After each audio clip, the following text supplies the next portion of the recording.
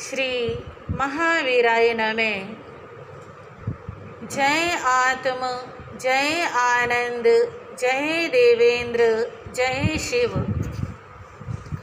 जय शशिकांता, जय सरिता, जय अजय, जय मंजुला। उपाध्याय भगवन् श्री जितेंद्र गुरुवे नमः। गुरु कृपा से गुरु चरणों में रहकर ये तुच्छ बुद्धि जो भी स्वीकार कर पाई, कुछ आपके समक्ष रखने का प्रयास करूं। श्रमण भगवान महावीर स्वामी पग पग विचरण करते, गांव गांव नगर नगर में ज्ञान की गंगा प्रवाहित करते, राजगृह नामक नगर के बाहर गुणशील नामक उद्यान में पधारे। समोसरण लगा, देशना हुई।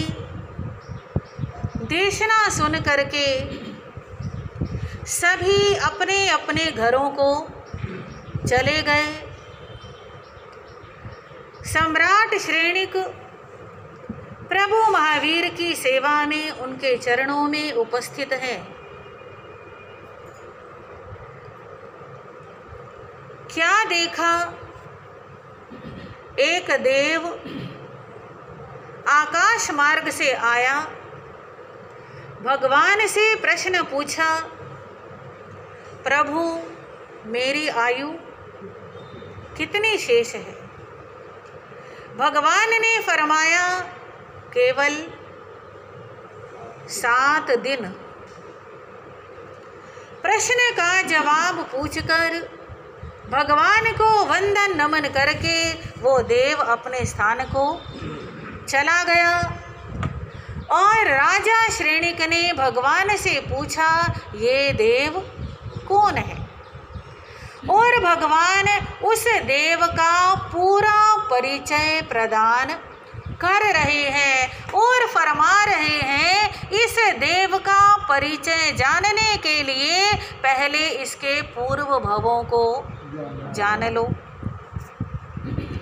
और भगवान ने फरमाया, पुर नाम का नगर, रावण नाम का ब्राह्मण, 2 उसके पुत्र, एक का नाम भवदेव और दूसरे का नाम भावदेव। भावदेव ने गुरु का उपदेश सुन करके संयम अंगीकार किया, संयम में अपना मन लगाया और बड़ी श्रद्धा के साथ साधुचर्या का पालन करते करते आत्मा के आनंद में लीन रहने लगा। भाव आया, मैं अपने छोटे भाई को भी संसार के प्रपंचों से निकाल करके इस आनंद का अनुभव कराऊं। परोपकार की भावना से, भाई के हित की भावना से गुरु आज्ञा ले करके भवदेव मुनि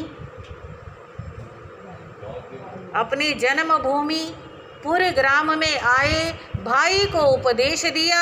और भाई भावदेव ने उपदेश सुनकर 2 चीजों का प्रभाव, एक होता है उपदेश का प्रभाव, एक होता है संबंध का प्रभाव। उपदेश तो सबके लिए कल्याणकारी है ही, पर जहाँ संबंध भी जुड़ जाता है तो वहाँ अतिरिक्त श्रद्धा, अतिरिक्त प्रेम भी साथ में जुड़ जाता है। तो यहाँ पर जितना उपदेश का प्रभाव हुआ, उससे भी ज़्यादा संबंध का प्रभाव। मेरे बड़े भैया इतने आदरणीय और संयम साधना कर रहे हैं, इन्हें संयम में आनंद आया। तो मेरे को भी संयम का आनंद देने के लिए, मेरे उपकार के लिए, मेरी भलाई के लिए स्पेशल चल करके आए, मेरे को समझा रहे हैं, तो मुझे इनकी आज्ञा माननी चाहिए। पत्नी से आज्ञा मांगी, सहर्ष आज्ञा तो नहीं मिली, पर जैसे तैसे समझा बुझा करके दीक्षा ग्रहण कर ली। अपने बड़े भाई कहो या गुरु कहो, उनकी सेवा में, उनके सानिध्य में रहकर खूब ज्ञान ध्यान अर्जित किया, धर्म का प्रचार किया, खूब नाम रोशन किया। समय आने पर बड़े भाई भवदेव मुनि का देवलोक हुआ और छोटे भाई भावदेव मुनि अभी तक तो गुरु का अनुशासन, अभी तक तो गुरु का सानिध्य, जो साधना गुरु के साथ रह के, गुरु की सेवा में, गुरु के चरणों में रह के हो सकती है, वो अकेले रह करके नहीं हो सकती। बहुत ज़्यादा फर्क पड़ता है। कोई जो साधना में बहुत पक चुका होता है, कोई साधना में जो बहुत आगे निकल चुका होता है, वो तो गुरु ना भी हो तो भी अपने मन से ही अपने ऊपर अनुशासन कर लेता है। पर जो अभी स्वयं इतना परिपक्व ना हुआ हो, उसे सहारे की जरूरत होती है। भावदेव मुनि अभी इतने परिपक्व नहीं हुए थे कि गुरु जी का साया उठ जाने से उनका चित्त डावाडोल होने लगा। ध्यान अपने परिवार की तरफ, अपने संसार की तरफ जाने लगा। परिवार के अंदर उनकी पत्नी थी नागिला, जिससे आज्ञा तो ली थी, पर एक तरीके से ऊपर से होकर के ही दीक्षा ली थी। मन में भाव आया, मेरी पत्नी नागिला जब मैं साधु बना तब भी रो रही थी, दुखी हो रही थी। मैं तो उसे छोड़ करके आ गया, एक बार भी कभी उसकी खोज खबर नहीं ली। पता नहीं वो कैसे अपना समय व्यतीत करती है। अब भी मेरे को याद करती होगी, मेरे बिना दुखी होती होगी। एक बार जाऊं और जा करके उसका हाल चाल पूछूं, उसकी स्थिति देखूं।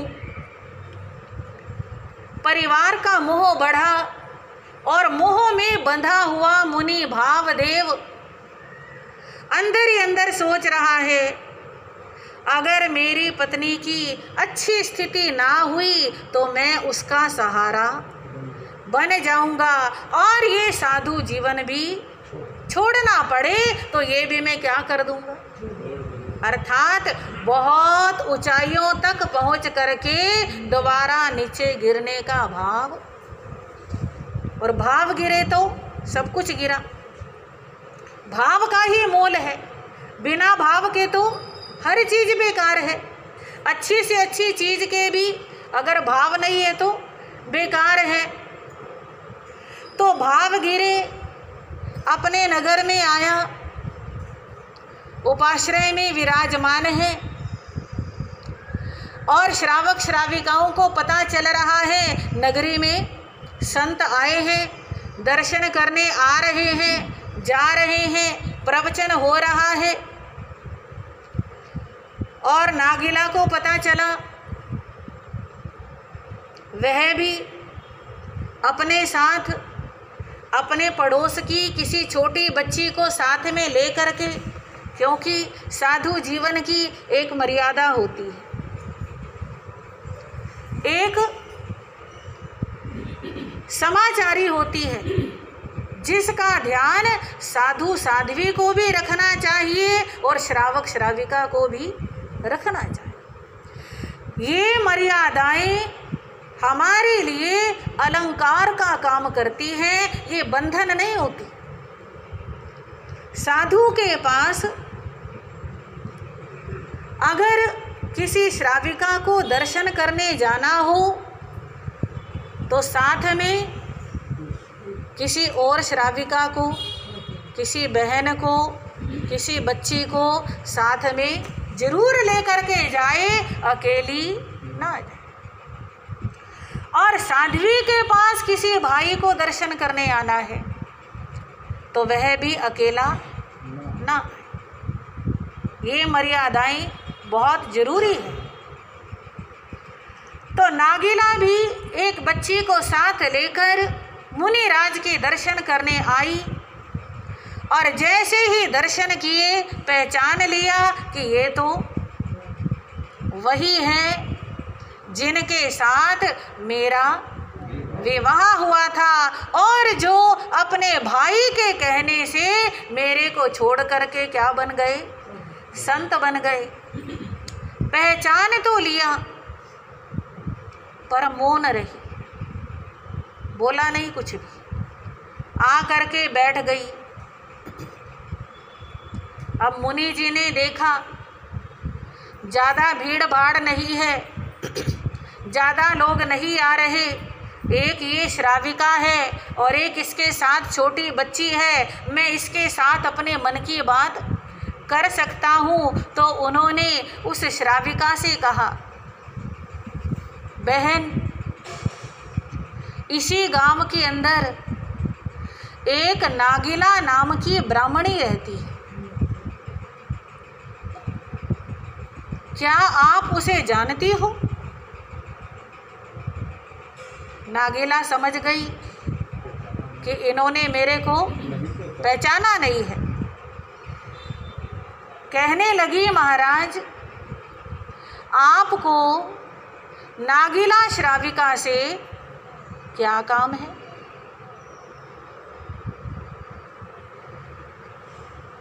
श्राविका जी, मैं नागिला ब्राह्मणी से मिलना चाहता हूँ, उससे कुछ बात करना चाहता हूँ। अगर आप उसे जानती हो तो मेरा इतना काम कर दो, नागिला तक मेरा ये संदेश पहुँचा दो कि आपको मुनि जी ने बुलाया है, याद किया है। नागिला कहने लगी, मुनिराज, आज तक मैंने कभी भी ना ऐसा सुना है, ना ऐसा देखा है कि कोई साधु किसी नारी को ऐसे आमंत्रित करके अपने पास बुलाए।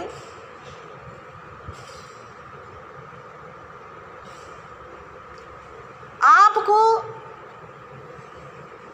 जो काम नागिला को बताना है वो काम मेरे को बता दो। साधु के लिए तो क्या नागिला और क्या कोई और, आपने जो सेवा उसे बतानी है वो मुझे बता दो, मैं भी कर दूंगी। मुनि जी कहते हैं कि नहीं, मेरे को नागिला से ही काम है। श्राविका कहने लगी, महाराज, मैं जानना चाहती हूँ नागिला के ऊपर आपकी इतनी कृपा क्यों है? क्या आपको ये आचरण करना चाहिए जो कर रहे हो? समझ गई मन ही मन, क्योंकि कुछ बातें ऐसी होती हैं जो बिना कहे भी समझी जाती है। चेहरे से, हाव भाव से, शब्दों से और मन से मन की तरंगे पकड़ी जाती है और स्त्री इस मामले में कहीं ज़्यादा कुशल होती है। तो नागिला कहने लगी, महाराज, आप मुझे ये बताओ कि क्यों बुलाना चाहते हो उसे? अब मुनि जी ने देखा कि बात बिगड़ जाएगी, इसे सच बताना ही पड़ेगा। तो मुनि जी ने कहा कि बहन, तुम कुछ अन्यथा विचार मत करो, मैं उसको बुला रहा हूँ, उसके पीछे एक कारण है। और कारण ये है कि साधु बनने से पहले मेरा उसके साथ विवाह हुआ था, वह मेरी संसारी पत्नी है। और जब मैं साधु बना तो उसे रोती बिलखती को छोड़ करके चला गया था। अब मेरी इच्छा है कि मैं उससे मिलूं और ये जानूं कि अब उसकी कैसी दशा है। कहीं अब भी वो मेरे को याद करके रोती तो नहीं, कहीं अब भी मेरे बिना दुखी तो नहीं होती। मैं ये जानना चाहता हूँ, मैं ये देखना चाहता हूँ। नागिला कहने लगी, महाराज अगर आप यही जानना चाहते हो तो मैं आपको बताती हूँ कि आपकी पत्नी, जो संसारी पत्नी थी, जिसका अब आपने त्याग कर दिया है, आप साधु बन चुके हो, वह पूरी तरह से शांत है, प्रसन्न है। उसके मन के अंदर आपको लेकर के कोई आर्त ध्यान और चिंता नहीं। मैं नागिला को बहुत अच्छी तरह जानती हूँ, वह मेरी सखी है, हम रोज ही मिलते हैं। शुरू में वो आपको बहुत याद करती थी, पर अब उसने अपना जीवन धर्म में लगा दिया है। वो समझ चुकी है कि उसके पति आत्म कल्याण के रास्ते पर चले हैं, तो वो अंदर से बड़ी प्रसन्न है, बड़ा गर्व अनुभव करती है कि उसके पति ने क्या ली है, दीक्षा ली है। वो धर्म ध्यान करती है, आनंद में रहती है, सादा जीवन जीती है। उसकी मैंने आपको खबर बता दी, उसकी तरफ से आप बिल्कुल निश्चिंत हो जाओ। मुनि जी कहते हैं, ठीक है आपने बता दिया, परंतु जब तक मैं मिल ना लूँ, जब तक मैं देख ना लूँ, तब तक मेरे को विश्वास नहीं होगा, मेरे मन को चैन नहीं पड़ेगा। किसी भी तरह करके बस एक बार उसे मेरे सामने बुला दो, एक बार उससे मेरे को मिलवा दो, मेरा मन क्या हो जाएगा, शांत हो जाएगा। मैं आपका उपकार मानूंगा, आपका एहसानमंद रहूंगा, आप बस एक बार मुझे दिखा दो। नागिला कहती है, महाराज अगर ऐसी बात है तो सुनो, ये जो आपके सामने बैठी है, समझ लो यही नागिला है। तो ऐसे कैसे समझ लूं? नागिला तो बड़ी सुंदर है, उसके तो चेहरे पे बड़ा तेज है, बड़ी चमक है, गौर वर्णी है, और तुम तो कैसी हो, बिल्कुल ऐसे, तुम तो उसके साथ कहीं भी मिलती जुलती नहीं हो। अब नागिला कहती है कि महाराज विश्वास करो, थोड़ा ध्यान से देखो, आप पहचान जाओगे कि नागिला मैं ही हूँ। और सुनो मेरी बात ध्यान से, मैंने अपने जीवन को पूरी तरह से बदल लिया। मुनि राज का उपदेश सुनने को मिला, श्रावक के 12 व्रत मैंने स्वीकार किए, और जिस दिन से मुनि जी का उपदेश सुना, श्रावक के व्रत ग्रहण किए, उस दिन से हार श्रृंगार सजना संवरना सब मैंने छोड़ दिया।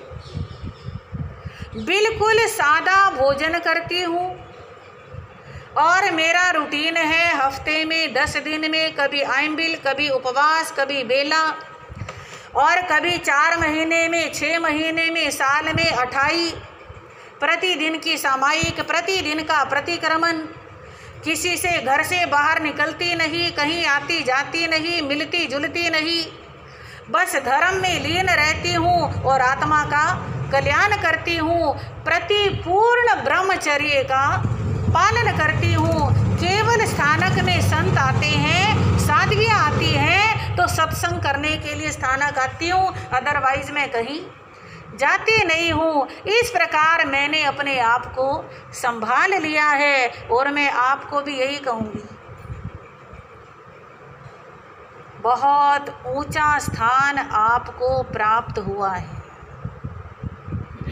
कोई छोटी मोटी बात नहीं है, बच्चों का खेल नहीं है।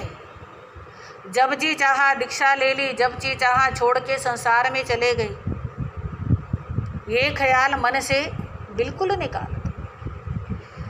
मैंने तो पूर्ण ब्रह्मचर्य का आजीवन का नियम ले रखा है। आपने भी जो 5 महाव्रत लिए हैं उनका पूरा मन से क्या करो, पालन करो। अपने बड़े भाई की तरफ देखो, उन्होंने भी तो सारी जिंदगी संयम पाला, उन्होंने भी तो आत्म कल्याण किया, लोगों का कल्याण किया। उन्होंने कितना अपने माता पिता का, अपने गुरुजी का नाम रोशन किया। आप क्यों अपने मन को भटका रहे हो?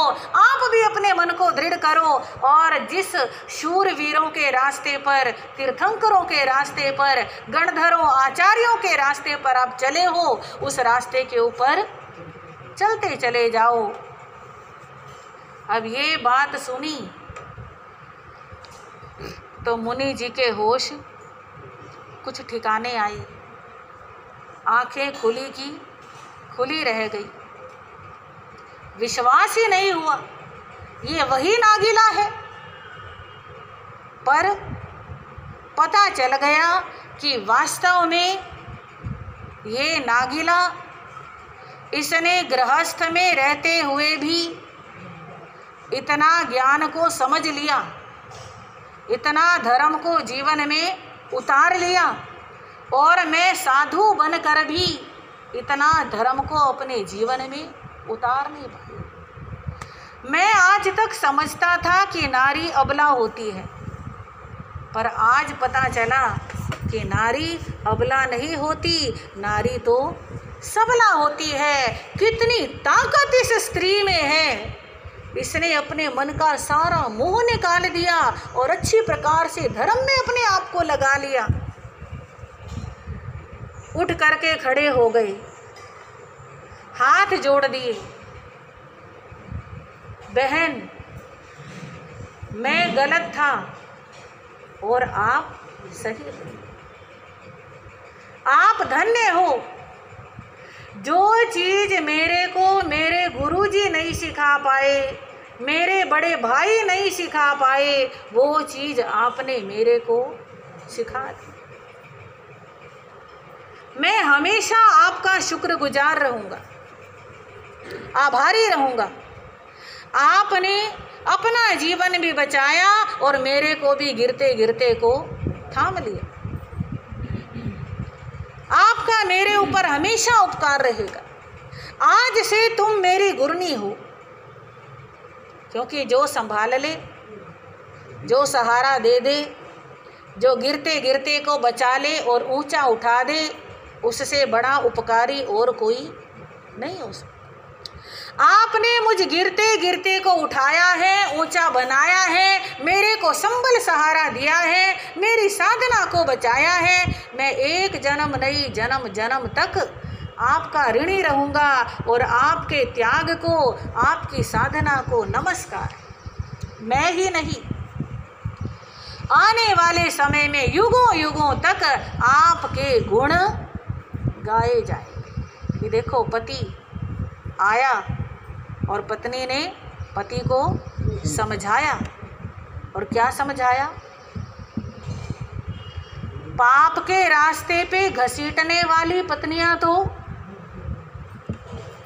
कितनी मिल जाएंगी, पर पाप के रास्ते से हटा के धर्म के रास्ते पे लगाने वाली कोई कोई बिरली नारी होती।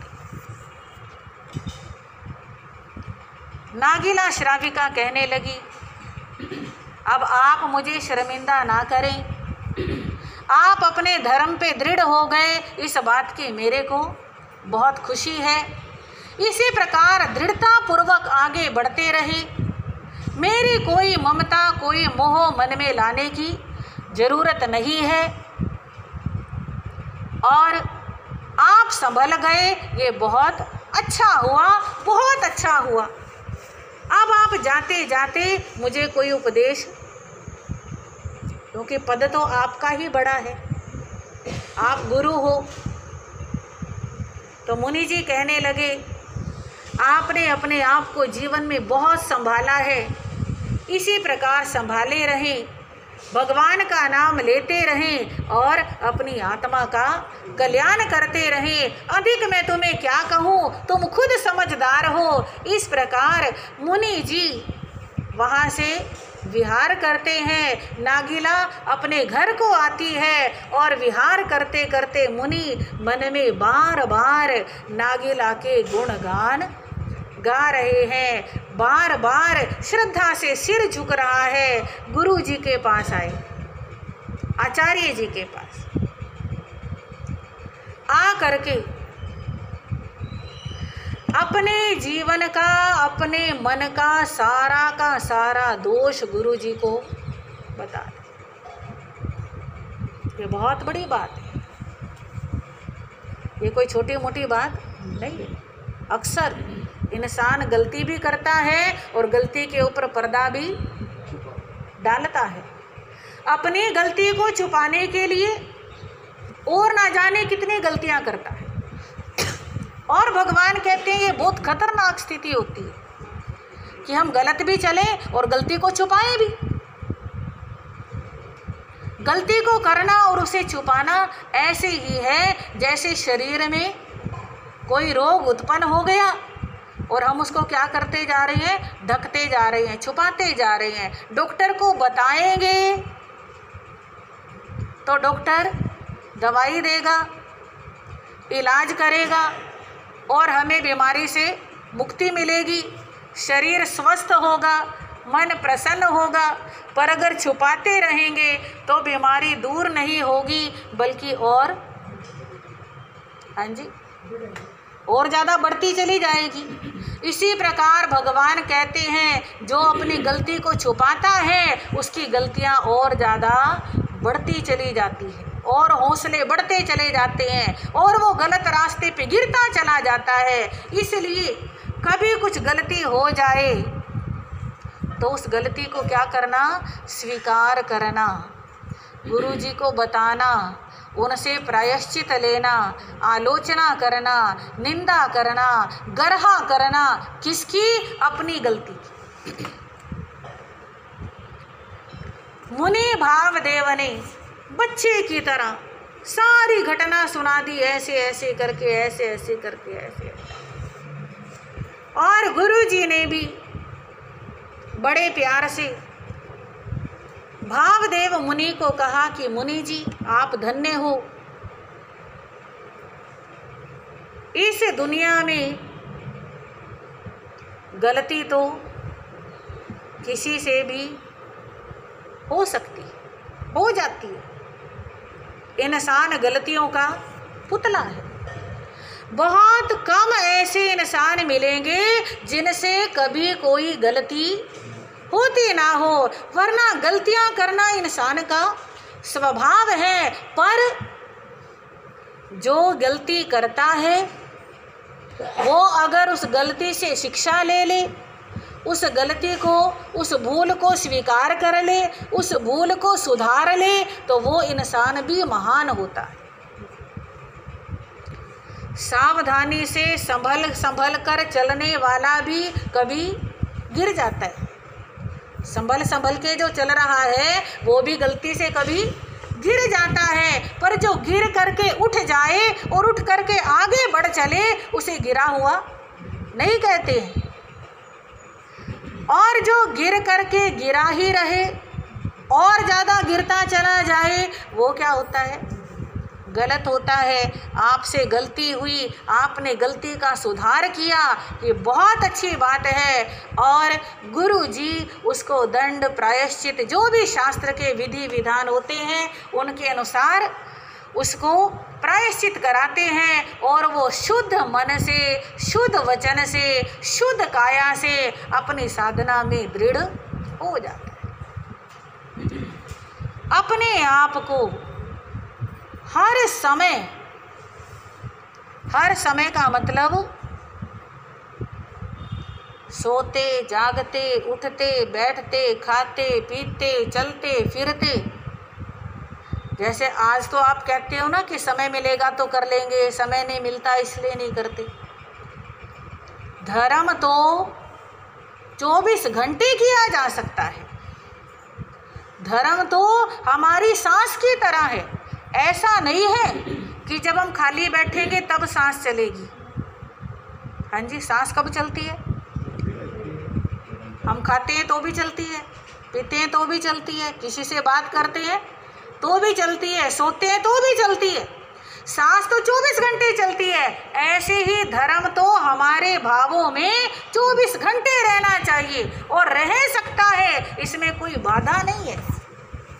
जैसे सांस चलने से किसी काम में कोई रुकावट नहीं आती है, ऐसे ही भावों में धर्म समा जाए तो उस धर्म से किसी भी काम में गलत कामों में रुकावट आएगी। जिसके भावों में हर समय धर्म रहेगा वो गलत काम नहीं कर पाएगा, और गलत से तो बचना ही है। गलत से बचाना तो धर्म का काम है। धर्म का काम यही है कि वो अच्छाई में लगाए। तो 24 घंटे हर समय केवल धर्म और धर्म में अपना ध्यान लगाते हैं। कभी त्याग करते हैं, तपस्या करते हैं, संयम पालते हैं, स्वाध्याय करते हैं, गुरु जी की आज्ञा में रहते हैं, सेवा करते हैं, और जो साधु जीवन की चर्या एक से बढ़कर एक पूरे मनोयोग से कर रहे हैं। 1 सेकंड भी कहीं वेस्ट ऐसा नहीं है कि चल रहे हैं और चलते चलते देखा कि 2 भाई बात कर रहे हैं, जरा सुन लूँ कौन कौन खड़ा है, क्या बात कर रहे हैं। इतना भी मन के अंदर भाव नहीं है। जो कोई कुछ कर रहा है वो किसके लिए कर रहा है? अपने लिए कर रहा है। मुझे क्या लेना देना, मैं तो अपने काम से काम रखूं। मैं तो जा रहा हूं तो जाऊं और आ रहा हूं तो आऊं। मैं पढ़ रहा हूं तो पढूं और मैं सो रहा हूं तो सोऊं। मैं ध्यान कर रहा हूं तो ध्यान करूं। किसी की तरफ देखने का मतलब नहीं और किसी की बात सुनने का। ये सब बातें हमारे जीवन में आ सकती हैं, और आ जाएं तो हमें स्वयं को महसूस होगा कि हमारे जीवन में शांति आ रही है। हम जानबूझ करके दूसरों की बातें सुनने में, दूसरों की शक्लें देखने में, आलतू फालतू लोगों के फालतू के प्रश्नों का जवाब देने में और अपने दिमाग को घुमाने में अपनी सारी एनर्जी, सारा समय नष्ट करते जा रहे हैं। तो मुनि भावदेव हमें समझाते हैं कि समय बड़ा अनमोल है। जो समय बीत गया वो वापस आने वाला नहीं है। अपने एक एक पल की आप कीमत उठाओ। एक एक पल की आप, जैसे आपकी दुकान में माल पड़ा है तो पुराना माल भी है, बेकार माल भी है, तो सोचते हैं इसका भी कुछ ना कुछ मिल जाए, ये भी हमें फालतू में फेंकना ना पड़े, कुछ ना कुछ इसका उठा ले हम लाभ। इसी प्रकार सबसे अनमोल माल तो हमारा समय है। इस समय का हम लाभ उठाए। एक काम से फ्री हुए तुरंत दूसरा काम तैयार, दूसरे से फ्री हुए तुरंत तीसरा काम तैयार। खाली तो बैठना ही नहीं। और हमारे हिंदुस्तान के अंदर, हाँ जी, समय की कीमत समझने वाले बहुत कम, या ये कह सकते हैं कि ना के बराबर। इतना फालतू समय लोगों के पास है कि अच्छे काम के लिए, ढंग के काम के लिए तो कहेंगे समय नहीं है, और फालतू के कामों के लिए टाइम ही टाइम है। गली में खड़े हो जाएंगे, बाजार में खड़े हो जाएंगे, वहाँ बैठ जाएंगे, अपनी दुकान से उठ के दूसरे की दुकान पे चले जाएंगे फालतू के बातें करने के लिए। बाजार में घूमेंगे, घरों में बहनें ऐसे ही काम करेंगी। अपने काम से फ्री हुए, चलो उससे घर नहीं जाना तो फ़ोन पे लग जाते हैं। आजकल फ्री फ़ोन के भी बड़े, हाँ, इतना हमको विज्ञान ने, साइंस ने कुछ दे दिया है, इतना पैसा हमारे पास बढ़ गया है और इतना हमारे पास फालतू का समय बन गया है कि ढंग के कामों के लिए समय हमारे पास बचा नहीं है, और ये हमारे लिए बहुत हानिकारक है। आचार्य महाप्रज्ञ जी, उनके मैंने जीवन कथा पढ़ी थी। हाँ जी, तेरापंथ संप्रदाय के, हमारे जैन धर्म के आचार्य, खूब प्रसिद्धि पाई उन्होंने। कैसे पाई? एक सेकंड भी वेस्ट नहीं करते थे। मैंने पढ़ा कि जैसे शाम की गोचरी हो जाती है, शाम की गोचरी से लेके प्रतिक्रमण के बीच में जितना समय मिलता, 15 मिनट, आधा घंटा, पौना घंटा, जितना भी समय उनको मिलता, उतने समय का उपयोग कर करके ही उन्होंने एक ग्रंथ की रचना कर दी। लंबे लंबे विहार भी करते, ऐसी ऐसी जगह पे भी ठहरते जो जगह अनुकूल नहीं होती। विहार करने के बाद हमारे जैसे सोचते हैं कि अब थकावट हो गई, थोड़ा सा रेस्ट कर ले, पर कोई मतलब ही नहीं है। उनका अपना रूटीन बना हुआ था, इतने बजे मेरे को ये करना है, इतने बजे ये करना है, इतने बजे ये करना है। अगर टाइम टेबल बन जाए, कई बार स्कूलों में भी बच्चों के टाइम टेबल बना के दे दिए जाते, छोटे बच्चे भी अपने जीवन में विकास करने के लिए टाइम टेबल बना लेते हैं। तो टाइम टेबल बन जाए और उसके अनुसार हम चलें, इतना समय आराम का, इतना समय भोजन का, इतना समय पढ़ने का, इतना समय रिवीजन का, इतना समय लिखने का, इतना समय ध्यान का, अगर सारे टाइम टेबल बन जाएं तो जिंदगी का विकास होने में देरी नहीं लगती। तो मुनि भावदेव खूब विकास किया, खूब साधना की और समय आने पर संधारा पूर्वक आयु पूरी करके तीसरे देवलोक के देवता बन गए। कौन कौन बता रहे हैं? भगवान महावीर स्वामी राजा श्रेणी को बता रहे हैं कि मुनि भावदेव कहाँ चले गए? तीसरे देवलोक में चले गए और अपनी संयम साधना के, अपने तप त्याग के मधुर मधुर फलों का सेवन कर रहे। आज मधुर मधुर फल तो किसको चाहिए? हाँ जी, मधुर मधुर फल किसको चाहिए? हाँ, कोई है ऐसा जो कहे कि मेरे को नहीं चाहिए, मुझे मधुर फलों की ज़रूरत नहीं है?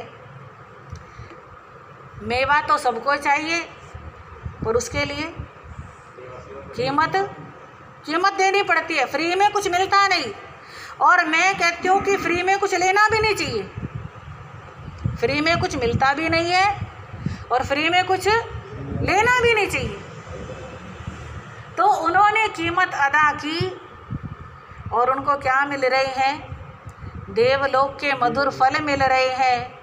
और केवल देवलोक ही नहीं, आजकल हमारा स्थानांक सूत्र का स्वाध्याय चल रहा है, उसके अंदर एक बात आई कि अगर हम ये वाला जन्म सफल कर लेते हैं,